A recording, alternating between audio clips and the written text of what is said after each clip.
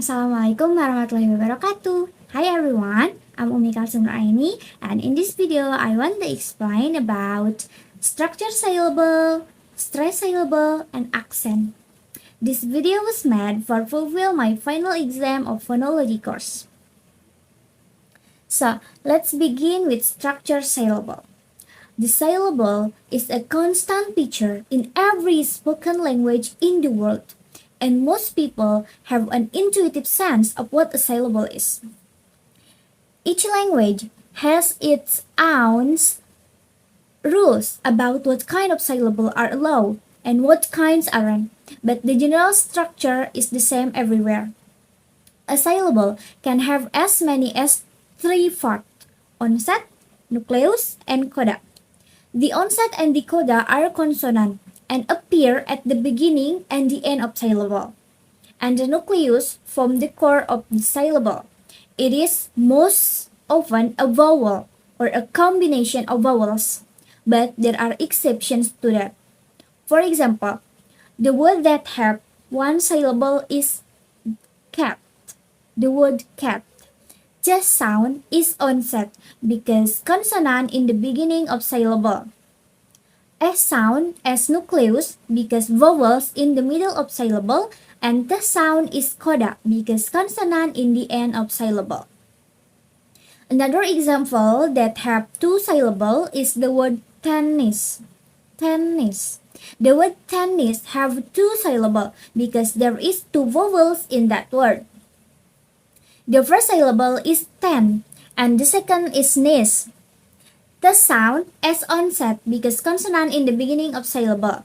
E sounds as nucleus because vowels in the middle of syllable, and n sound as coda, consonant in the end of syllable. And for the syllable nis, n sound as onset, I sound as nucleus, and s sound as coda. So it means syllable can have more than one letter. However, a syllable cannot have more than one sound. Next is about stress syllable.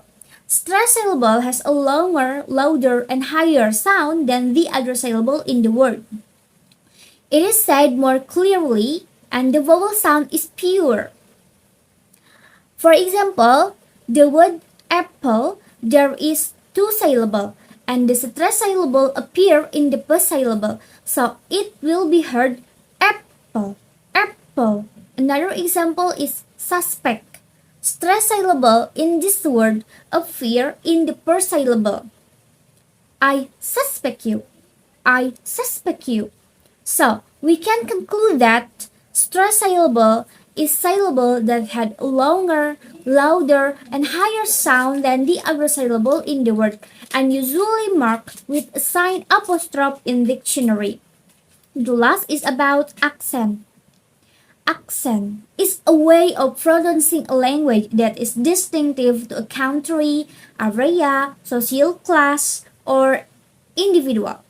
An accent may be identified with the locality in which its speaker resides, the socio-economic status of its speaker, their ethnicity, their caste or social class, or influence from their first language, a foreign accent. And the world's most popular English accents are American English, British English, Australian English, Scottish English, and Canadian English, and New Zealand English. And another accent that is now gaining popularity is Malaysian or Singaporean English. It can be simply said that there are 2 main accents of English which people know the most. They are American and British. American English is the English which come from America, while British accent is English which come from Britain. Those 2 accents have their own sub-accent which may differ from one to another.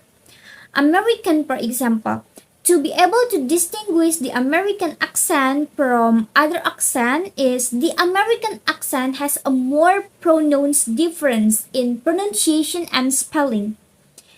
British English and American sound noticeably different. The most obvious difference is the way the letter R sound is pronounced. In British English, when r comes after a vowels in the same syllable, the r sound is non-pronounced. But in American English, the r sound is pronounced. For example, the word car.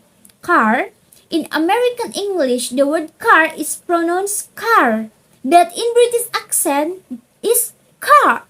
Car. And another example is the word color. Color. In American, the word color is pronounced color. The r sound is pronounced. But in British accent, the word color is pronounced color. Color. Color. The r sound is non-pronounced. So we can conclude that accent is the way in which people in a particular area, country, a social group pronounce a word. I think that's enough from me. I hope you can understand what I'm saying and can aid your knowledge. Thank you so much for your nice attention. Wassalamualaikum warahmatullahi wabarakatuh.